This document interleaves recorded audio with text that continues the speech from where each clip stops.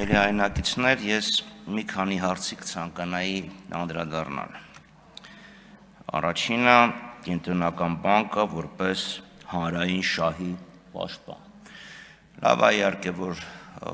Վան Գալստյանը այդ հարցին անդրադարձավ։ Ես էլ փորձեմ դրան անդրադառնալ, որովհետև ստեղ մեր գնահատականները ակներևաբար տարբերվում են։ Վստահ եմ, որ դուք Ջորջ Ստիգլերի աշխատության հետ ծանոթ եք կառավարման տնտեսական էֆեկտի մասին։ Ինքը մի եզրույթ էր մտցրել շրջանառության մեջ, որը կոչվում է կարգավորող գրավում, regulatory capture, ոնց ուզում եք թարգմանեք, ռեգուլირующий захват։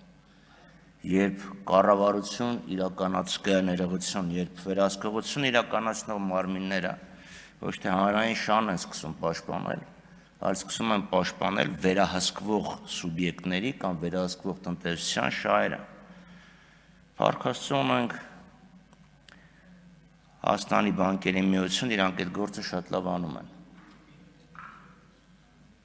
Կենտրոնական բանկը պետք է վերահսկողություն իրականացնի եւ թույլ չտա, որպեսզի բանկերը շահագործեն իրենց գերիշխող դիրքը եւ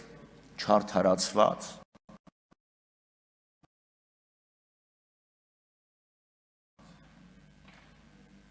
շահույթ ապահովեն ակչության։ Ազնաժողովի քննարկման ժամանակ ես այդ հարցը ձեզ տվեցի, դուք պատասխանեցիք, որ երբ մենք ունենք 3% ինֆլյացիա, սա ընդամենը 3% կամ 3.5, բանկային ծառայությունների սղաճը 7% է կազմում։ Ինչի։ Ինչու։ Այդ ինչ հավելյալ ծառայություն են բանկերը մեզ մատակարարում, որ կրկնակի թանկացրել են իրենց շահույթը։ Ծառայությունն լավ, շահույթը չասեմ, լավ, իրենց ծառայությունների գները։ Ոչ հավելյալ նոր պրոդուկտներ են մտել շուկա։ Ֆինտեխ դրա մասին չեմ խոսում, այսինքն ուղղակի պարզ կոմերցիոն բանկերը ինչ հավելյալ ծառայություններ են մատուցում։ Սպասարկման որակն է արդյոք ավելի բարելավել։ Application-ները լավ, online banking ավելի բարելավել է, թե չէ։ Վերջերս բանկերից մեկը բարդացել է, որ ինձ տարիներ շարունակ այդ բանկում եմ գործարքանում, իրանք ինչ-որ մի բան փոխել են։ Օգուտ կա, չկա, այսինքն դա չի արվում։ Այս խնդիրը պետք է անպայման նայվի։ Տերմինալների մասին բազմաթիվ անգամներ խոսել են։ Սակագների ոչ տոկոսային եկամտաբերության մասին խոսել են։ Մյուս խնդիրը, ասում եք վարկերի մեջ պահանջարկ կա եւ դա գները ճնշում է։ Այսինքն ինքը ճնշում է դնում շուկայի վրա եւ չի թողում, որ վարկավորման գները ընկնեն։ Հասկանալի է, բայց միևնույն ժամանակ սրանով հանդերձ բանկերը իրանց առաքելություններից մեկից ոնց որ հեռացել են։ Վերջապես բանկերին նպատակներից մեկը, չասեմ առաջնային, երկրորդային, երրորդային, դա տնտեսության ֆինանսավորումն է։ Բանկային պորտֆելի էական հատվածը, մեծագույն հատվածը գնում է սպառման ֆինանսավորման վրա։ Սպառողական վարկեր, հիպոթեկային վարկեր։ Հիմա հիպոթեկային վարկային շուկան վստահաբար դուք ավելի լավ եք տեղյակ, թվերն ունեք, ես որակական ուսումնասիրությունների հիման վրա դա կարող եմ ասել, որ բացարձակ 90%-ը առաջին, ասկա մարդկանց հիմնական բնակարանն է, նենց չի, որ իրանք բնակարան են գնում, հետո այդ բնականը դարձնում են եկամուտի աղբյուր եւ հետեւաբար դա չեն կարող ասել, որ դա ներդրումային բնակարան է, հիմնականում սպառողական բնակարան է։ Մյուս խնդիրը սպառողական վարկերի մասին։ Իհարկե տուն գնելուց հետո մարդիկ նաեւ սառնարան են գնում, բայց եթե մենք նայում ենք սպառողական վարկի միջին չափը, այդ հենանիծածը սառնարանի քառորդի գնի է։ 250,000 դրամանոց վարկերն են գերիշխում։ Այսինքն ակնհայտ է, չէ, որ ստեղ երկու գործոն կա, մարդիկ ովքեր չունեն, այս պահին իրանց եկամուտը չի հերիքում, իրանք գնում են վարկ են վերցնում այդ պահին սպառման համար։ Կամ կա ավելի վատ տարբերակ։ Կապենք դա խաղամոլության հետ։ Մյուս խնդիրը մակրոտնտեսական կանոնություն, իհարկե դա շատ կարևոր է, բայց բանկերը մակրոտնտեսական կանոնություն ապահովելուց բացի նաև պետք է նպաստեն տնտեսության աճին։ Հիմա դուք ասում եք մակրոտնտեսական կանոնությունը, նպաստում է տնտեսական աճին։ Լավ, դեմ չեմ, բնականաբար, եթե չկա կայունություն, աճ չի լինի։ Բայց կայունության լինելը աճ չի ապահովում, այսինքն անհրաժեշտ է բավարար պայմանների մասին է խոսքը։ Այսօր այս իրավիճակը, որը մենք ունենք դրամի հետ կապված, ինքը սպանում է մեր արտանող ձեռնարկություններին։ Դրամը անընդհատ ծանրանում է, արտանումները գնալով թանկանում են եւ արտանումների ծավալը նվազում է, կամ աճում է ոչ այնքան, որով կարող էր աճել։ Ստեղ ինձ հիշեցնում է Չերչիլի գնահատականը Լյուֆտվաֆեի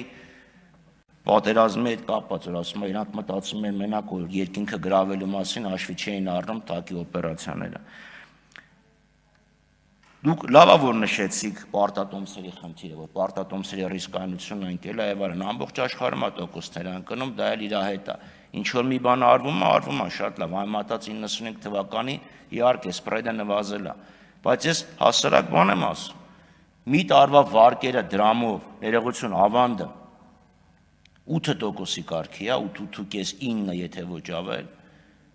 դոլարով 2.5-3%-ի կարգի է։ Այս պայմաններում պետք է փոխարժեքի վարկագիծը փոխվեր։ Եթե փոխարժեքի վարկագիծը չի փոխվում, ուրեմն ավանդի տոկոսների վարկագիծը պետք է փոխվի։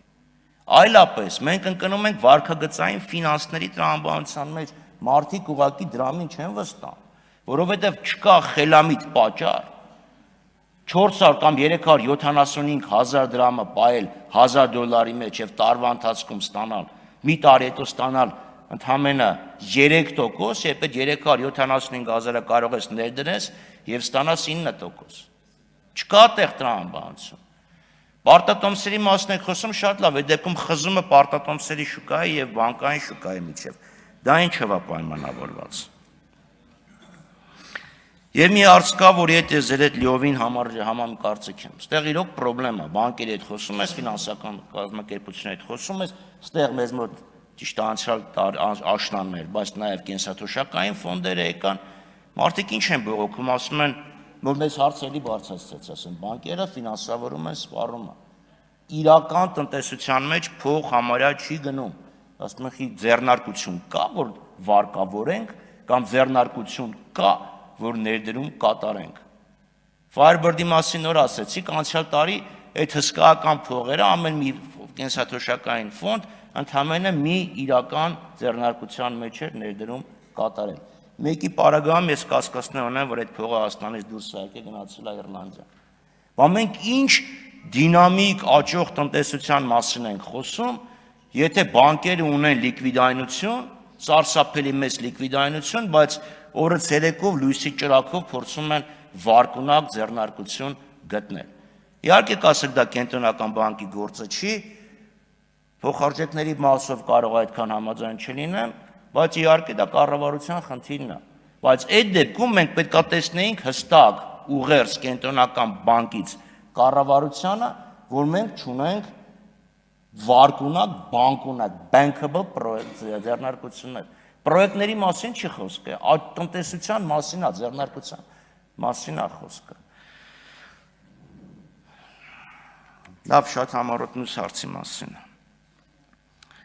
Շատ հաճախ մեր քաղաքացիները գալիս է բողոքում են, ասում են, լավ, մի տարի, 2 տարի, 3 տարի առաջ ինչ որ փոքր մի հատ խախտում եմ արել, ընկել եմ սև ցուցակի մեջ, չեմ կարողանում դուրս գալ։ Այս հարցը լուրջ քննարկման առարկա պետք է լինի, այսինքն ես հասկանում եմ, որ բանկեր են իրանք ռիսկային քաղաքականություն ունեն, բայց կարծեմ կենտրոնական բանկը հանրային շահի պաշտպան լինելու հանգամանքից դրդված պետք է անպայման բարձրացնի։ Այսինքն մարդը 3 տարի ավրա, 2 տարի առաջ ինչ որ ժամանակով, կարճ ժամանակով չի կարողացել վճարել, խնդիր է եղել։ Ես իմ ամբողջ կյանքում մի անգամ եմ, որ իմ կրեդիտ քարտի վրա մի 3 օր ուշ եմ վճարել, երբ նախարար դարձա։ Ժամանակի ծանրաբեռնվածության պահով մոռանում ես վճարումը կատարես։ Հիմա դա պետք է անպայման քննարկման առարկա դարձնել եւ ինչ որ մի դեպ հարցով կարողանալ մեր հայրենակիցներին ընդառաջել եւ այս սև շուկաների ներողություն եմ խնդրում,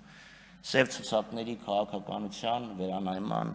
խնդիրը դնել բանկերի առաջ։ Շնորհակալություն։